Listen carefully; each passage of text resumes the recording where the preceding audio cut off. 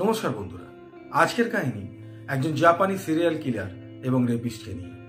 সারা পৃথিবীতে এই serial killer Twitter কিলার নামেই পরিচিত। 2017 আগস্ট থেকে অক্টোবর মাস, মানে এই 3 মাসের মধ্যে সে 9 জনকে খুন করে। এর মধ্যে 8 জন ছিলেন মহিলা এবং 1 জন পুরুষ। এবং এই মহিলাদের খুন করার আগে সে রেপও করে। এবং এই পুরো যে ঘটনাটা সে ঘটায়, মানে 9 জনকে সে যে খুন করে, সেটা সে টুইটারের মাধ্যমে করে।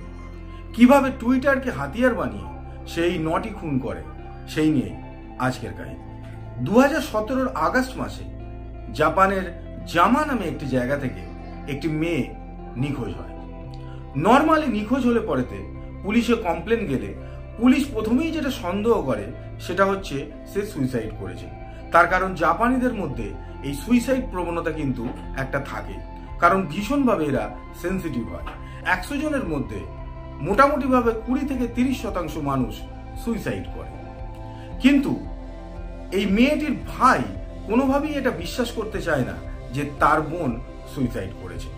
সে নিজের মতো করে তদন্ত চালাতে থাকে। ওই জামার বিভিন্ন জায়গায় সে বিভিন্ন মানুষের সঙ্গে গিয়ে কথা বলে এবং তার বোনের ফটো নিয়ে সে সবাইকে দেখাতে থাকে। এরকমই একদিন একটি মেয়ের সঙ্গে তার পরিচয় হয় এবং সে যখন তার বোনের ফটো দেখায়, মেয়েটি তখন তার বোনকে চিনতে পারে এবং সে জানায় যে 23 অক্টোবর 2017 সে তাকাহিরো শিসাইশির সঙ্গে তার বোনকে হেঁটে যেতে দেখেছে। তার এই ঘটনা মনে আছে, তার কারণ শিরোশিকে সে আগে থেকেই চিনত। শিরোশি যখন জামার আগে টোকিওতে থাকতো, তখন সে রেড লাইট এরিয়ায় দালালির কাজ করত। তার এটাই কাজ ছিল যে বিভিন্ন মেয়েকে, বিশেষ করে 16 থেকে 20, 22 এই সমস্ত মেয়েদের সে লোভ দেখিয়ে নিয়ে আসতো এবং রেড লাইট এরিয়ায় সে তাদের দিয়ে প্রস্টিটিউশনের কাজ করাতো। এই মেয়েটিও এই সিরাসির ভিকটিম ছিল। এই মেয়েটিকেও সিরাসি লোভ দেখিয়ে নিয়ে আসে এবং তাকে ওই কাজে নামায়। সেই কারণেই সে শিরোশিকে আগে থেকেই চিনত এবং শিরাশি এই জামায় কোন অ্যাপার্টমেন্টে থাকে সেটাও সে ওই নিরুদ্দেশ হওয়া মেয়েটির ভাইকে জানায়। ভাই আর দেরি করে না, সে সঙ্গে সঙ্গে পুলিশের কাছে যায় এবং পুলিশকে নিয়ে জামায় যে অ্যাপার্টমেন্টের খোঁজতে পেয়েছিল, যেখানে শিরাশি থাকে, সেখানে গিয়ে উপস্থিত হয়। শিরাশি কিন্তু পুলিশকে দরজায় দেখে কোনোভাবেই বিচলিত হয় না। সে পুলিশকে তার ঘরের ভেতরে আসতে আহ্বান জানায় এবং পুলিশ যখন তাকে জিজ্ঞেস করে যে মেয়েটি কোথায়, তখন শিরোশি তার ঘরে বিভিন্ন যে বাক্স রাখা ছিল সেই বাক্সগুলোর দিকে দেখিয়ে বলে যে এগুলোর মধ্যে আছে। পুলিশ যখন একটার পর একটা বাক্স খুলতে থাকে, তখন পুলিশেরও হাত পা ঠান্ডা হয়ে যায়।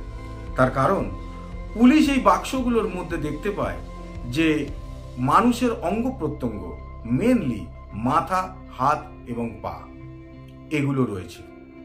এরপরে পুলিশ শিরোশিকে গ্রেপ্তার করে এবং গ্রেপ্তার করে নিয়ে যাওয়ার সময়ও কিন্তু শিরোশি কোনোভাবেই পুলিশকে আটকায় না এবং এরকম সে একেবারেই করে না যে সে পুলিশের সঙ্গে যাবে না।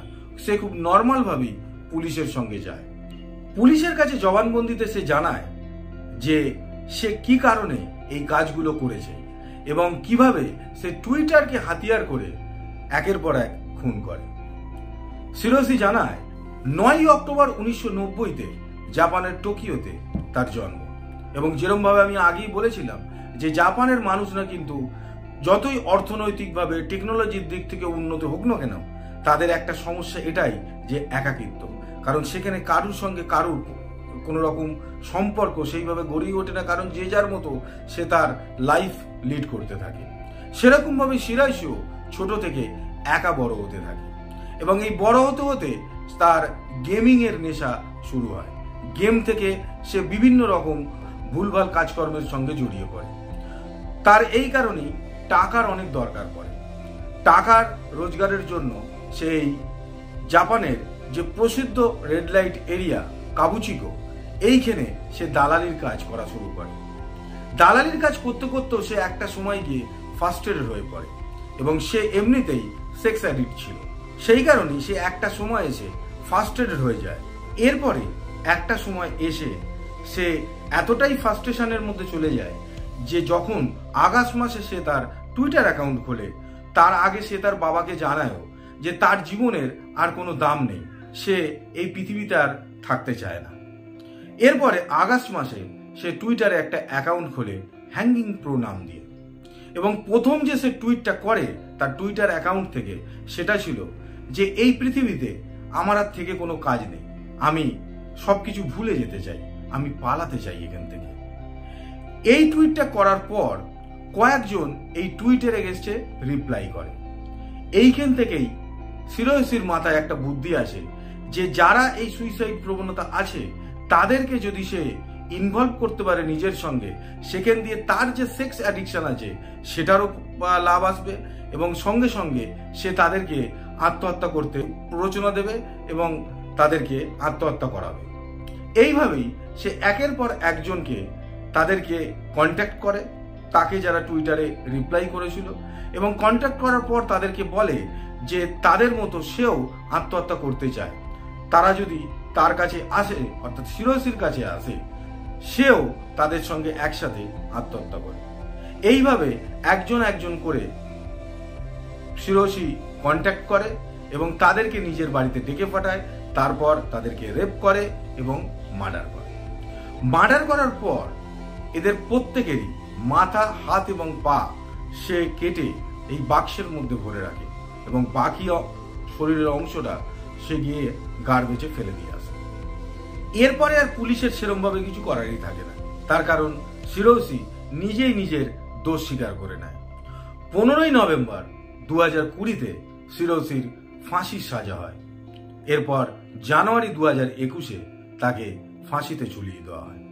এটাই ছিল তাকাহিরো শিরোসির কাহিনী, যে টুইটারকে কাজে লাগিয়ে একের পর এক মানুষকে হত্যা করেছে। যদি এই ভিডিওটি ভালো লেগে থাকে তাহলে লাইক করবেন, সাবস্ক্রাইব করবেন, আর যদি চান সবার আগে আমার ভিডিও আপনার কাছে পৌঁছে যাক তাহলে বেল আইকন প্রেস করতে ভুলবেন না। দেখা হচ্ছে পরের ভিডিওতে এরকমই কোনো নতুন কাহিনী নিয়ে যা আপনাদের ভালো লাগবে। আজকের মতো বিদায় নিচ্ছি, ভালো থাকবেন, নমস্কার।